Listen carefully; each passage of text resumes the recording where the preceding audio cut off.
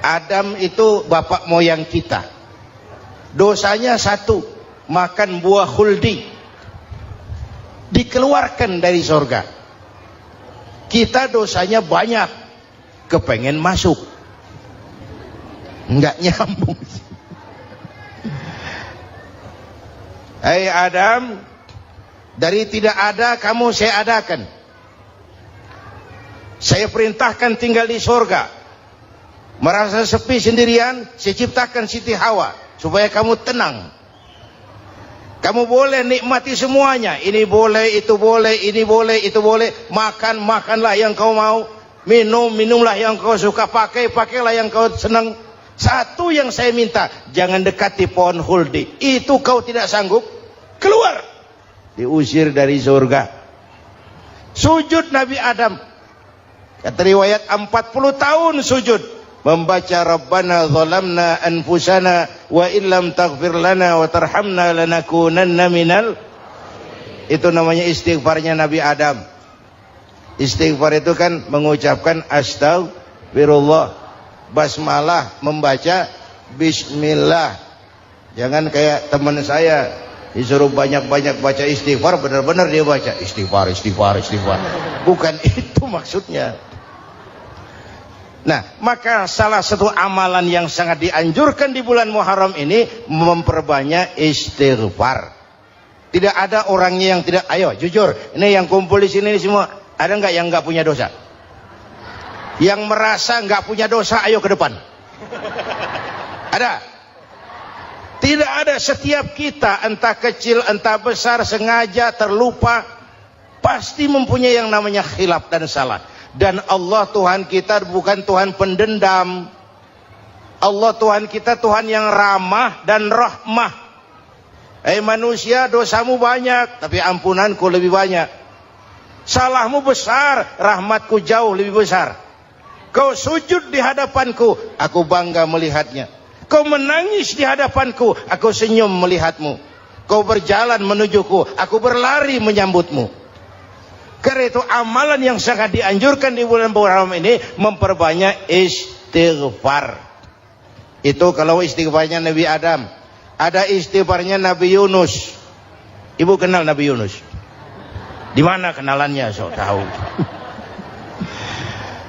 Nabi Yunus itu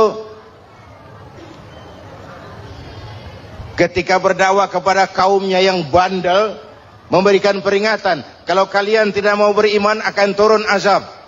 Kapan Yunus? Akan. Kenapa mesti akan? Sekarang aja kalau mau, saya tungguin. Kurang ajar betul ini umat. Akhirnya Nabi Nuh menghindar dengan perhitungan, kalau azab tidak turun saya sudah jauh. Meragukan janji Tuhan. Lalu naik kapal, dinaiki oleh Yunus, kapal mogok. Dicari siapa biang keroknya ini. Diundi, ternyata Yunus. Sampai 3 kali diundi. Dibuanglah Yunus ke dasar laut. Ditelan oleh ikan Nun atas perintah Allah. Telan itu Yunus, jangan pakai dikunyah, rusak urusan. Telan saja, simpan di perutmu. Dibawa oleh ikan Nun ke dasar lautan. Itu yang oleh Quran dikatakan bertemulah 3 macam kegelapan. Zulumatun salas. Gelapnya tengah malam, gelapnya di dasar laut, gelapnya di dalam perut ikan. Itu namanya peteng. Mbahnya gelap. Di perut ikan itulah Nabi Nuh sadar akan kesalahannya, meragukan janji Allah, meragukan janji Allah. Ia sujud di dalam perut ikan itu, membaca la ilaha illa anta subhanaka inni kuntu. Itu istighfarnya Nabi Yunus. Dibacakan istighfar begitu, ikan sakit perut pak. Di dasar laut kemana mau cari apotik? Dia naik ke permukaan, memuntahkan isi perutnya. Nabi Yunus keluar dengan selamat. Itu pun terjadi pada hari ke-10 bulan Muharram. Istighfar intinya itu. Itu amalan utama bulan Muharram, memperbanyak istighfar. Allah selamatkan Nabi Nuh dari bahtera banjir yang luar biasa 10 Muharram.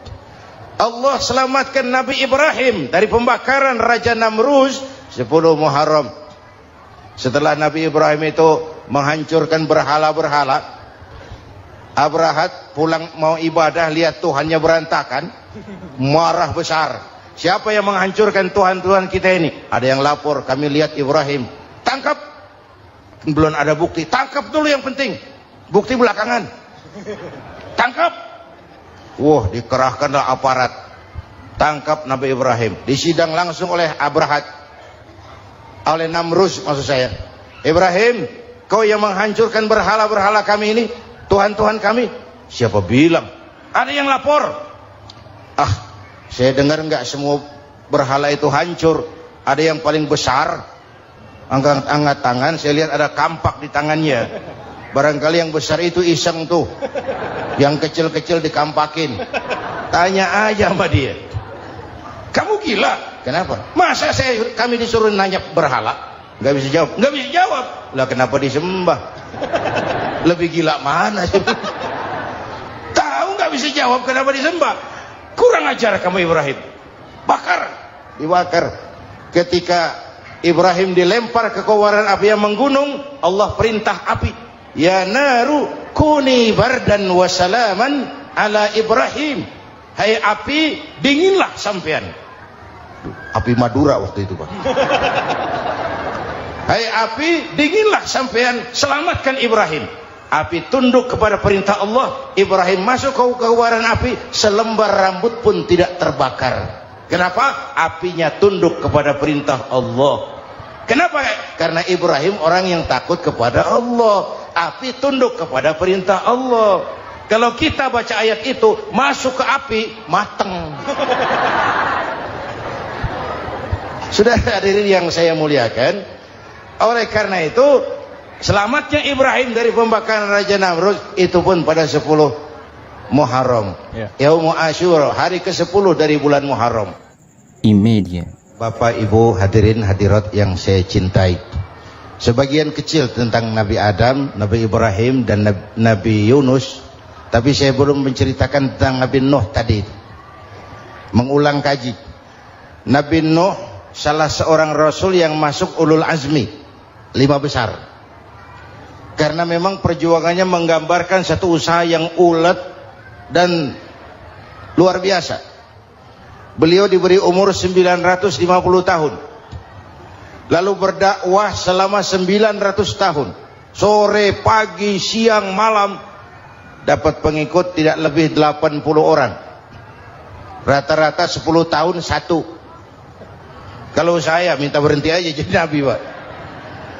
Ustadz mana masih mau buka pesantren? 10 tahun buka pesantren, yang nyantri cuma 1.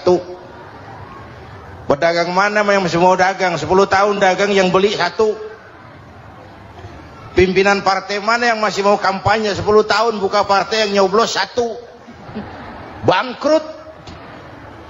Umatnya bandel, kurang ajar, durjana, bajingan, tengik.